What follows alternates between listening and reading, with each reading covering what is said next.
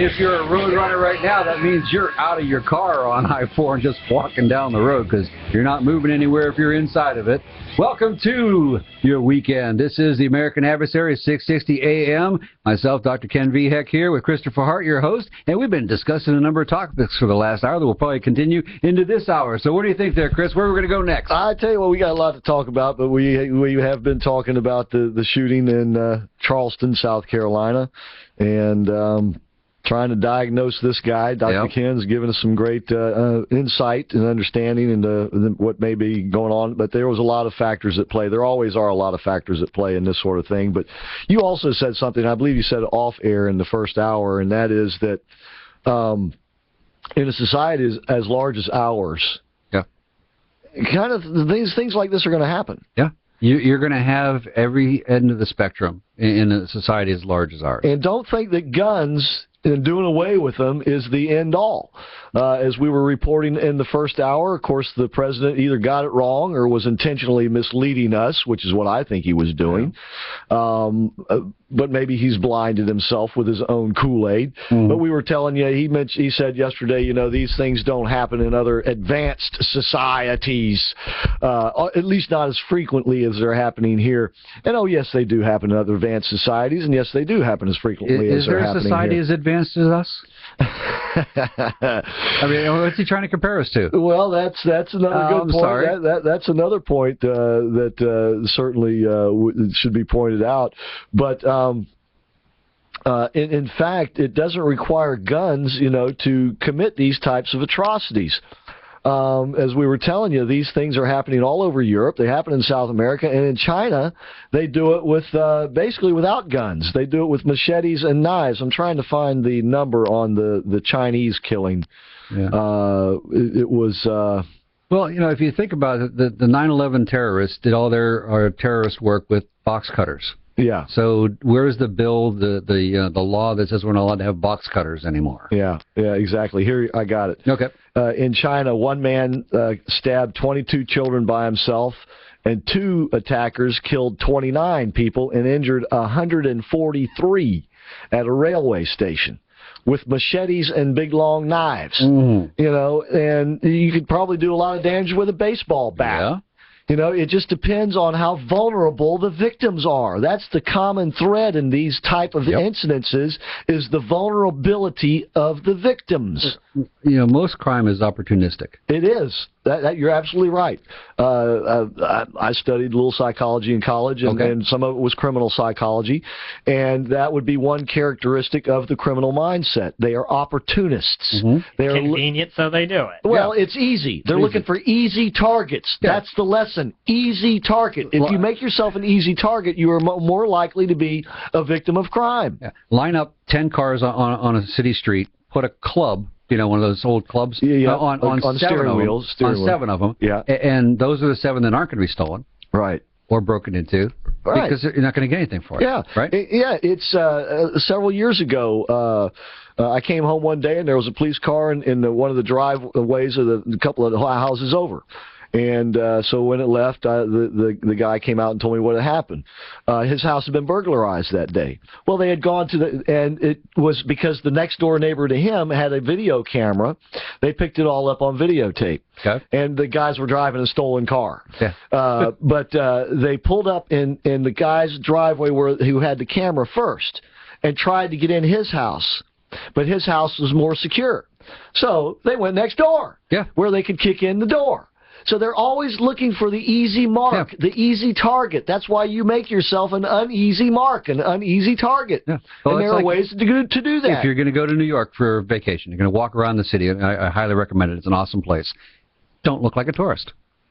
You know, don't just stand out there looking up at the tall buildings going, oh, my, oh, wow. That'd be me. Because, you know, all of a sudden, you're marked. You know. You ever hear that Stevie Wonder song? What's it called? Living in the City? Yeah. The long version, it's like he gets to the city, he goes, wow, skyscrapers and everything. That would be me. Yeah, pretty much. But you're right. But the whole point, the bottom line is, the school shootings, the church shooting, the movie theater shooting, these guys are looking for easy marks, easy targets. And to make the rest of society an easy target, too, is not the way to go about doing it. Nope. So, yeah, all right. Three words. What's that? Concealed weapons permit. That's what I was heading toward. Come on. Yeah, and I hate to say it, but if somebody had a weapon in that church, story. They could have got the guy while he was reloading, or perhaps stopped him even before he got off a round or two. Yep. Never know. We will never know. No. All right, but let's go to Mike on the line. Mike, thank you for calling. We appreciate it. Hey guys, I've listened to everything. These people, Dolezal and Roof, they're insane. If you see a rabid dog coming at you, you don't start looking for a bone to give them. You put them down. Another's just, talking about societies. There's this one incredibly small society that's been in the world for a long time, and they've brought more light into the world than any other, and that's the Jewish people. And then there's this other society, the Americans, also very small in the term of history, who's brought light into the world more than anybody, and we're hated immensely by these people. And ISIS is full of roofs. The whole place is full. And what I don't get is people think like the Jewish people are trying to take over the world. And they're so clever at it because every couple hundred years or so, they get themselves slaughtered. This is all insane. Yeah. And to try to explain it just by, you just need to put them down. Yeah, funny way about going about taking over the world, huh? Yeah, it doesn't make any kind of sense. And no, usually the people who are saying that are the ones who are actually trying to take over the world, right? Exactly. Yep. Yeah. And it's what do they call that in psychology? Projection. Yeah, projection. When you put that on somebody else. Yeah, and liberals are real good at that. Oh gosh, yeah. Tyrants and dictators are real good at that. Hitler was great at that. Game of transference. Exactly, and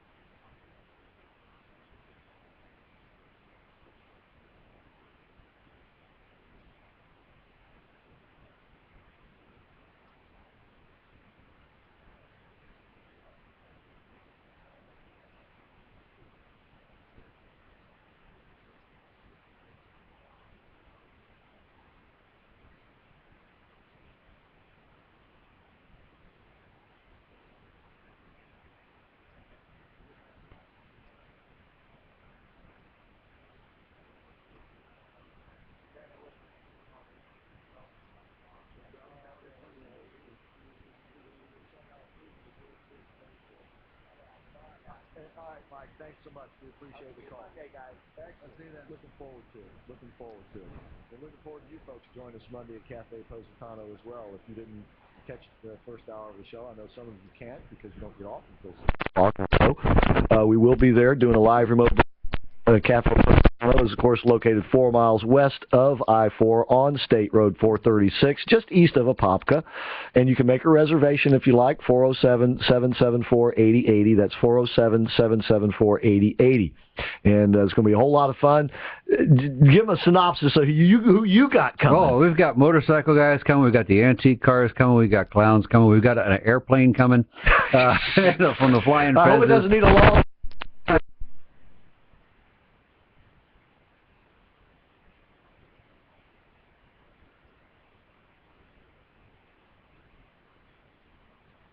But also, with all the hospital stuff, will be passing out pamphlets to talk about what we do.